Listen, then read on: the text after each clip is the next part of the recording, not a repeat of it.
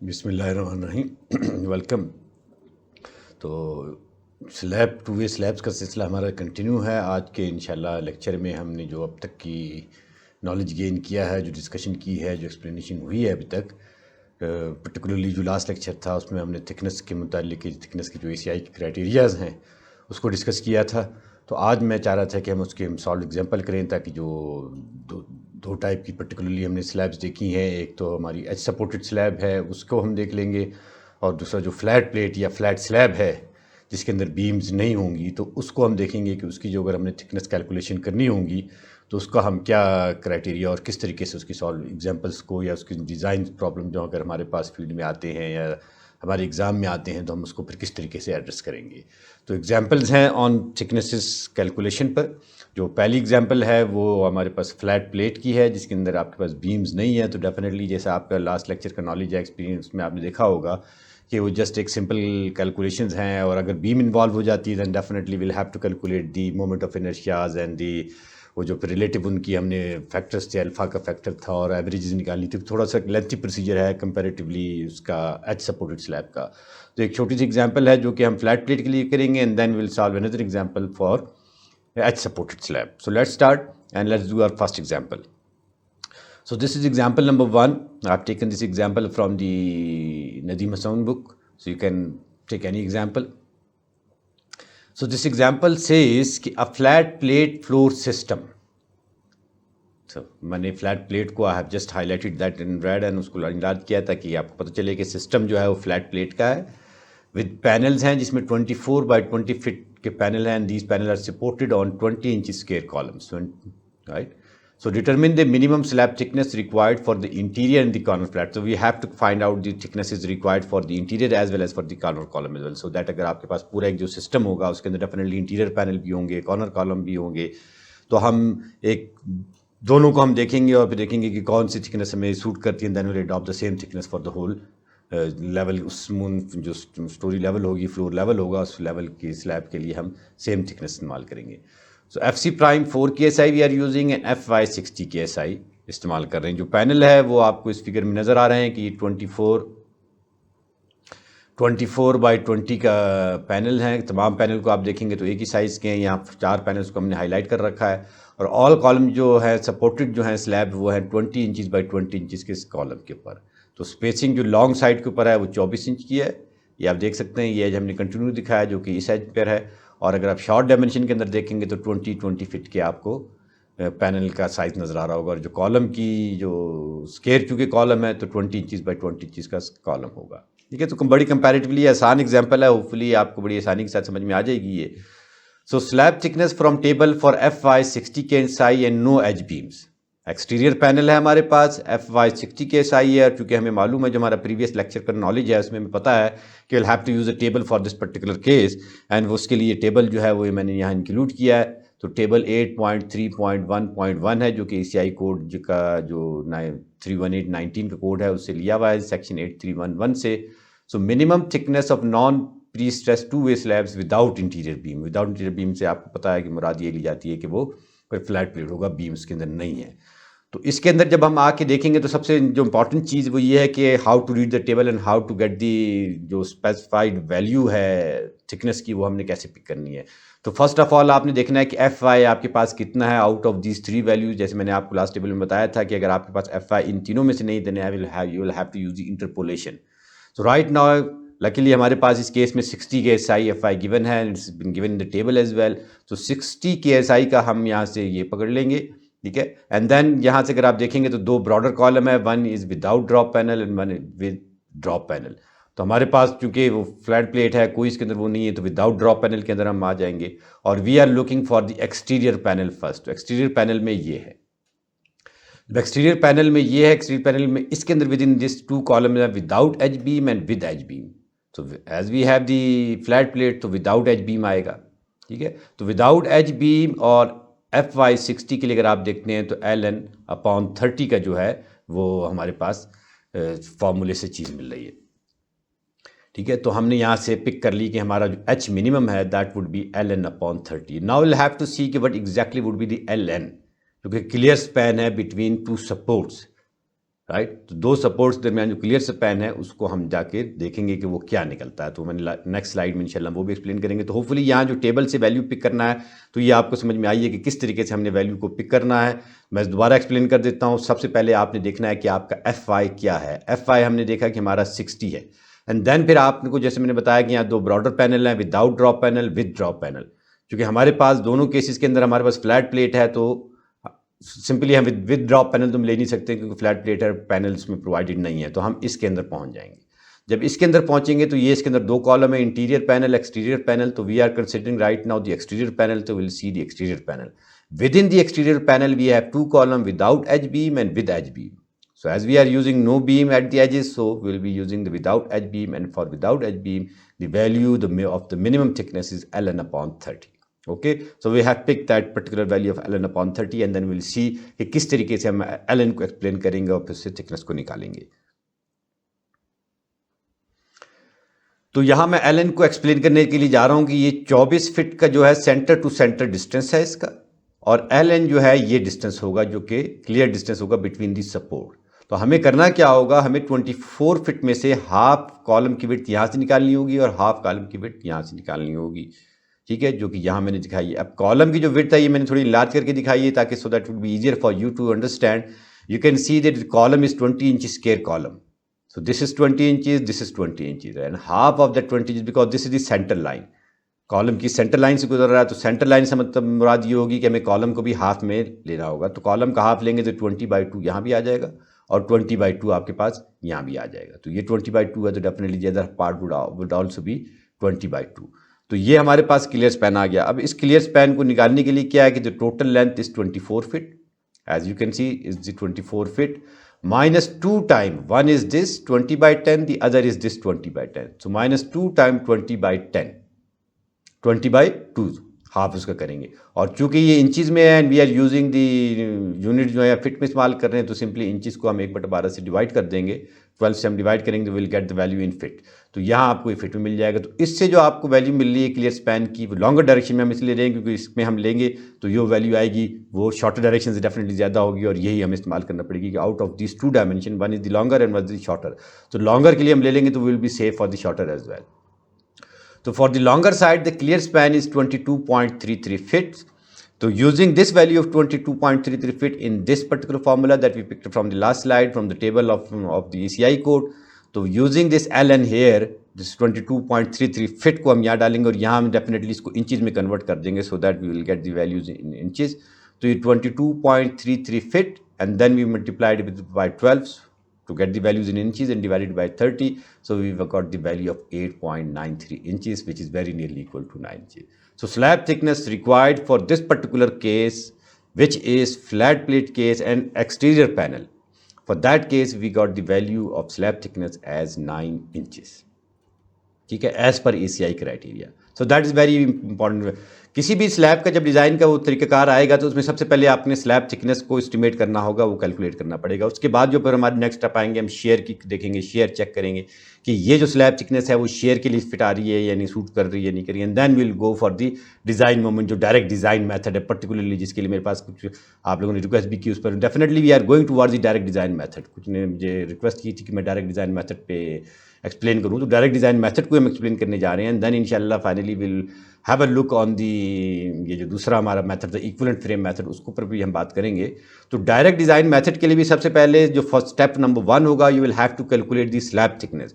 Step number 2 जो होगा, you will have to check that particular thickness for the shear, कि that कि या आपने शेयर थिकनेस कैलकुलेट की है, whether that thickness is sufficient enough for the shear, और अगर वो शेयर के लिए सफिशिएंट होगी then will go for the design, और अगर नहीं होगी then will have to try वो उसको हमें रीएडजस्ट करना पड़ेगा थिकनेस को, या फिर हमें फिर शेयर इन्फोर्समेंट डिज़ाइन करना पड़ेगी। वो इंशाल्लाह जो नेक्स्ट हमारे लेक्चर होंगे उसके अंदर फिर हम वो स्लैब की ये जो शेयर है उसको हम डिस्कस करेंगे। आज हम इंशाल्लाह हम ये 2 एग्जाम्पल करेंगे।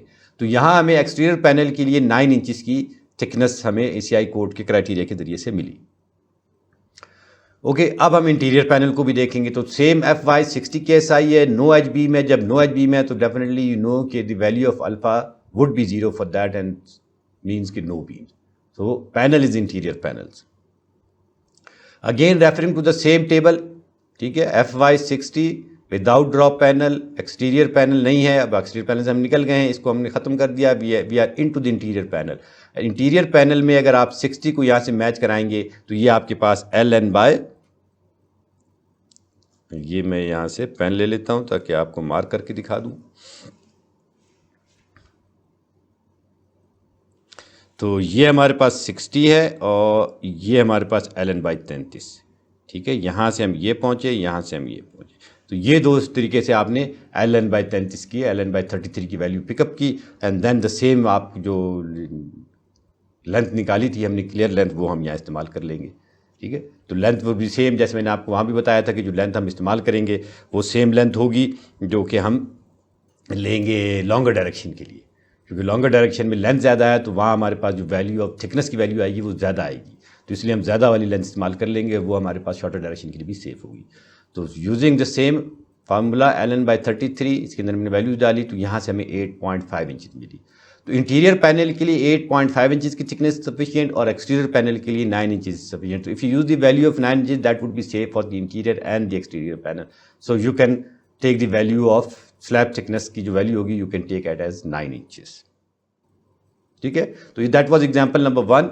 आई होप कि बड़ी आसान एग्जांपल थी क्योंकि फ्लैट प्लेट की थी, उसमें अल्फा कैलकुलेशन नहीं थी। अब ये जो एग्जांपल नंबर 2 आ रही है that would be more involve, lot of calculation would be involve in this, और जब मैंने इसको क्लासेस में कराता रहा हूँ तो स्टूडेंट्स में कन्फ्यूजन के शिकार होते हैं, तो मैंने कोशिश की है कि यहाँ इसको अच्छे तरीके से एक्सप्लेन कर सकूँ एक सिंगल पार्ट को, और जो रिपीटेड पार्ट्स होंगे, जो रिपीटेड स्टेप होंगे वो फिर आपको मैं छोड़ूंगा, वो मैंने कर तो दिए हैं लेकिन उसकी explanation I will not provide to that depth, in depth explanation, so that एक स्टेप की मैं एक्सप्लेनेशन बड़ी इन डेप्थ करूँगा, उसके बाद इंशाल्लाह वो जब आपको समझ में आ जाएगा तो I hope and I very much sure that you would be able to solve the repeated step yourself. So the floor system consists of solid slabs and beams. So definitely you can see here that beams are involved in this case. So this is not a case of flat plate, and we'll have to calculate the beam stiffnesses as well. In two direction, दोनों direction के अंदर beams चल रही हैं, supported on a 20 inch square column, same 20 inch का square column है. You have to find out the minimum slab thickness H required for the floor system. Floor system के लिए चाहे वो इंटीरियर है चाहे एक्सटीरियर है, दोनों के लिए आपने उसकी थिकनेस को कैलकुलेट करना है। So using same FC prime 4 F560, तो parameter are the same, the only difference here and then the last example is that in this particular case we are providing the beam as well in both the direction, and in the last example we didn't provide the beam in any direction. So that was a case of a flat plate and this particular case is a case of a H supported slab. So this is the case, as you can see कि 24 by 20 inches के वही panels हैं, 4 हमने panels में दिखा दिए, continuity दोनों direction में है, इस डायरेक्शन में भी और इस डायरेक्शन में भी कंटिन्यूटी है। जो बीम है ये अगर आप देख रहे हैं जो पैनल है, दिस इज इंटीरियर पैनल। तो इंटीरियर पैनल में जैसे आपकी प्रीवियस जो मेरी लेक्चर है उसकी नॉलेज की एक्सप्लेनेशन आपने देखी होगी, तो उसके अंदर टी बीम का सेक्शन आएगा। तो यहाँ जो सेक्शन दिखाया जाएगा that would B of a T beam, और यहाँ जो सेक्शन आ रहा होगा वो एल बीम का सेक्शन आ रहा होगा, इन्वर्टेड एल बीम का सेक्शन आ रहा होगा। तो किस तरीके से हमने लेनी है, ये कौन सा सेक्शन बीम के लिए कंसीडर करना है, कौन सा सेक्शन स्लैब के लिए कंसीडर करना है, and then how we will calculate the moment of inertias and then stiffnesses, तो वो फिर इंशाल्लाह आप स्टेप बाय स्टेप हम चलेंगे तो आपको समझ में आता रहेगा। तो होपफुली यहाँ आपको सवाल की समझ में आ गई है कि वो सवाल का डिफरेंस समझ में आ गया है, ठीक है। और यहाँ भी अगर आप देख रहे हैं तो इंटीरियर पैनल है और यहाँ जो बीम होगी ये भी टी बीम होगी, यहाँ इन्वर्टेड एल, यहाँ इन्वर्टेड एल, यहाँ इन्वर्टेड एल, यहाँ टी बीम, यहाँ टी बीम। तो इंटीरियर पे जहाँ भी बीम्स आएंगी तो that would be considered as a T beam, और एजेस और कॉर्नर के ऊपर जो भी चीज़ें आएंगी तो that would be inverted L beam.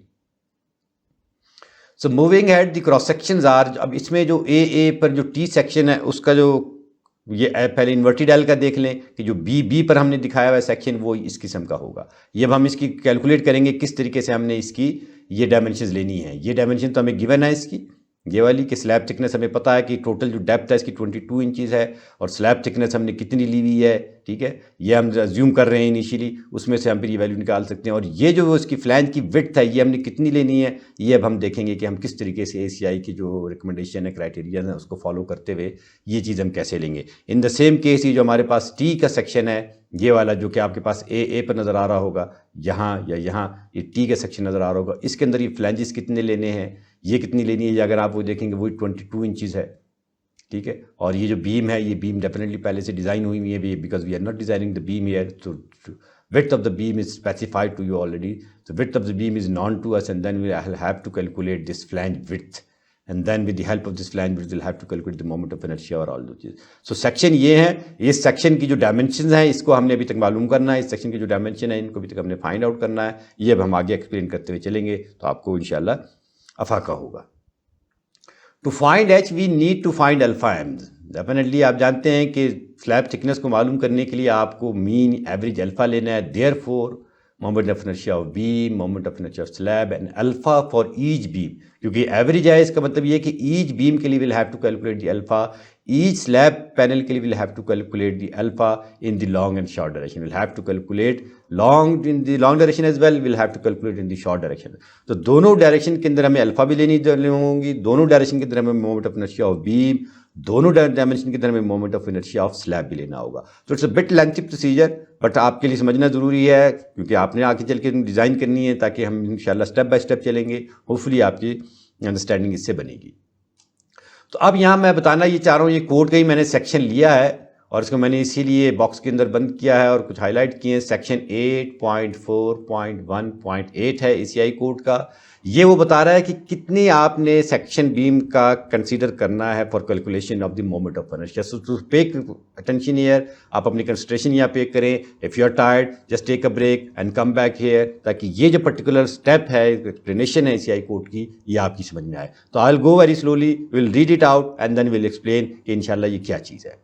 So for monolithic और फुली कंपोजिट कंस्ट्रक्शन, ठीक है, मोनोलिथिक या फुली कंपोजिट कंस्ट्रक्शन अगर है, सपोर्टिंग टू वे स्लैब, ऐसे कंस्ट्रक्शन के लिए जहां टू वे स्लैब को कंस्ट्रक्ट किया जा रहा है, अब बीम इंक्लूड, ये अब यहां से बात समझने की जरूरत है कि बीम क्या चीज है. अब beam include that portion of slab, beam में स्लैब का वो पोर्शन शामिल होगा on each side of the beam, beam के दोनों तरफ. अगर आपके पास इंटीरियर बीम है तो बीम के दोनों तरफ, एक साइड है तो बीम की एक तरफ. एक्सटेंडिंग, कितना हिस्सा होगा? Extending a distance equal to the projection of the beam above और बिलो द स्लैब. बीम की जो प्रोजेक्शन है अबव और बिलो द स्लैब, अगर आपके पास इन्वर्टेड टी बीम है तो projection would be up side, और अगर आपके पास नॉर्मल टी बीम है तो projection would be down side. तो ये मैं आपको यहां एक्सप्लेन कर देता हूं, कहां, इस जगह के ऊपर कर देता हूं यहां. ये अगर आपके पास स्लैब ये चले जा रही है, ये देख लीजिए, तो ये जो प्रोजेक्शन है इसकी बात कर रहा है. तो ये कह रहा है कि जितनी इसकी प्रोजेक्शन स्लैब की है इतनी, अगर ये प्रोजेक्शन आप इसको कह रहे हैं कि ये x है, तो सेम प्रोजेक्शन आपने यहाँ भी लेनी है, मतलब यहाँ से लेकर यहाँ तक का डिस्टेंस भी आपने सेम लेना है. तो ये अगर आप देखेंगे इक्वल, यहाँ जो ये जो बात कर रहा है, extending a distance equal to the projection of the beam, जो प्रोजेक्शन ऑफ द बीम है इसके इक्वल डिस्टेंस आपने दोनों साइड पे लेना है. तो टी बीम के चक्कर में आपने यहां से लेकर यहां तक भी x लेना होगा, ठीक है. तो ये x आपके पास क्या है? ये प्रोजेक्शन है. अगर आपके पास इन्वर्टेड एल बीम है तो यहां मैं स्क्रीन ले लूं ताकि, अगर ये आपके पास इन्वर्टेड एल बीम है ये, तो अब आपके पास ये है इसकी प्रोजेक्शन, ये इस पे क्योंकि ड्रा करने में थोड़ी सी मुश्किल हो जाती है, ये प्रोजेक्शन है. If this is the projection, तो फिर आपने यहां से लेकर यहां तक का जो डिस्टेंस होगा जो आपने बीम के लिए कंसीडर करना है वो ये होगा, द सेम x. अब आपके पास जो यहां सेक्शन बचेगा वो ये सेक्शन बच जाएगा.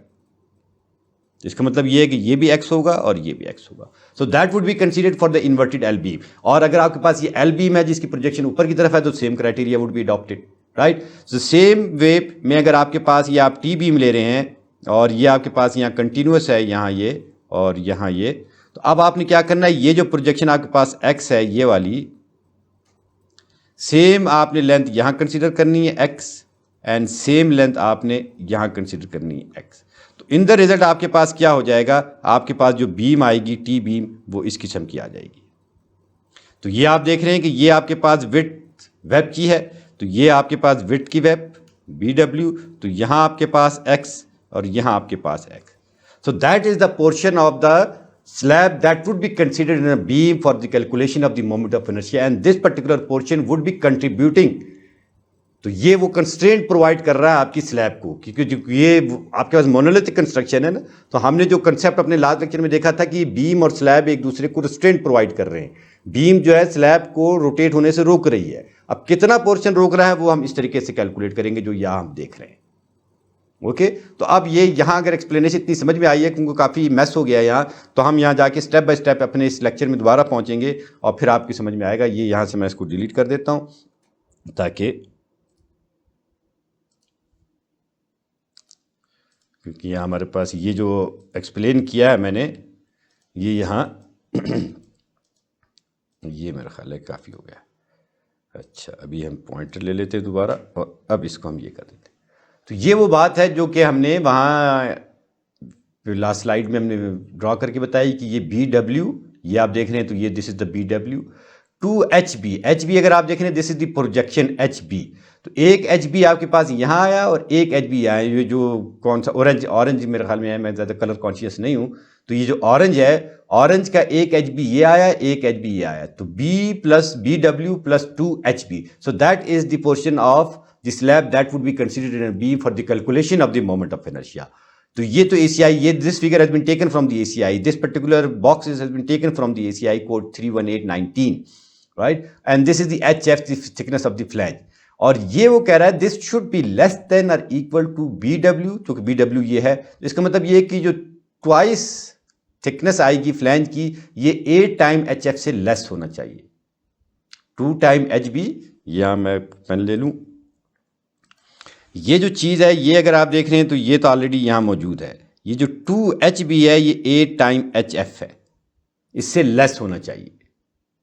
तो अगर ये इससे ग्रेटर होगा तो फिर आप 8 टाइम HF ले लेंगे। 8 टाइम HF से मुराद ये, अगर आप thickness of the slab 7 inches है तो 8 7 56 56 इंचज़।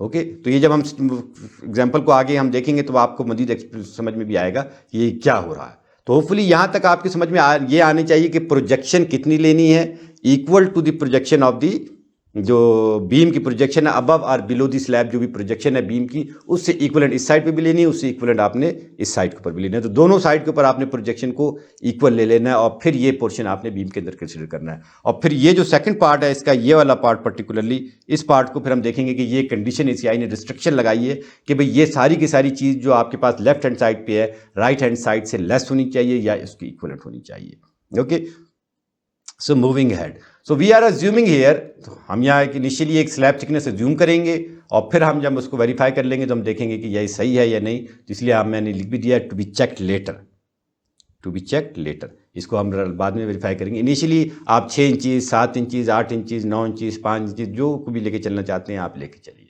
आप ठीक है लेके चले। हम 7 इंचज़ लेके चले, सो दैट हम कह रहे हैं कि x is equal to y. ये x है, ये चीज़ हम कह रहे हैं x है, और ये चीज़ हम कह रहे हैं y, या एक चीज़ y है, एक चीज़ x है। तो ये चीज़ x और ये चीज़ y। तो हम ये, क्योंकि यहाँ भी इसने क्या है कि इक्वल टू द प्रोजेक्शन, यहाँ ये जो बात की है equal to the projection of the beam, तो इस वजह से हमने इसको x is equal to y ले लिया। और ये हम कह रहे हैं कि 4 time thickness of the flange से लेस होना चाहिए, जो कि यहाँ आपको ये नज़र आ रहा है 8 HF वाली, क्योंकि 2 यहाँ था, 2 यहाँ था, 2 से वहाँ जाके कैंसिल होगा तो 4 2 8 4 बच जाएगा। तो 4 time thickness of the flange से ये लेस हम इसको ले रहे हैं। सो वाई हमारे केस में फिर कितना आ गया कि 22 इंचज़ टोटल डेप्थ थी, -7 inches thickness of the flange या thickness of the slab that which we have assumed here कि 7 इंचज़ की थिकनेस है, तो हमारे पास 15 इंचज़ वाई आ गया। और ये 15 inches why should be less than 4 time TF। तो 4 टाइम TF कितना है, 28 इंचज़, क्योंकि TF इज 7, तो 15 inches is less than 28 inches, तो वी आर सेफ। तो अगर ये 15 के बजाय यहाँ ये आ जाता कुछ 30 इंचज़, तो फिर हमें 28 इंचज़ यहाँ लेना पड़ जाता। तो ये चीज़ यहाँ थोड़ी समझने की है, ये चीज़ थोड़ी सी यहाँ इसको हजम करने की है, तो गोच लो, स्लोली देखें, एक एक स्टेप को समझें और फिर आगे चलें, ठीक है। तो यहाँ ये इस प्रोजेक्शन को समझना ज़रूरी था कि ये प्रोजेक्शन क्या है, और आफ्टर अंडरस्टैंडिंग दिस प्रोजेक्शन हम फिर किस तरीके से ये चीज़ लेकर आ रहे हैं, यहाँ ये चीज़ समझना आपके लिए ज़रूरी था। तो ये 2 स्टेप बड़े इसमें क्रूशियल है। पहले स्टेप में तो आपने ये सीखा कि ACI क्या रहा है, और जो कह रहा था उसको यहाँ हमने पिक्टोरियल फॉर्म में दिखाया, और पिक्टोरियल फॉर्म के बाद हमने समझ लेने के बाद फिर हमने कहा कि let's, yes we have learn enough, let's try this, and that this is what we have tried here, ठीक है, जो कि हमारे तमाम क्राइटेरिया को भी फुलफिल करता हुआ आगे बढ़ रहा।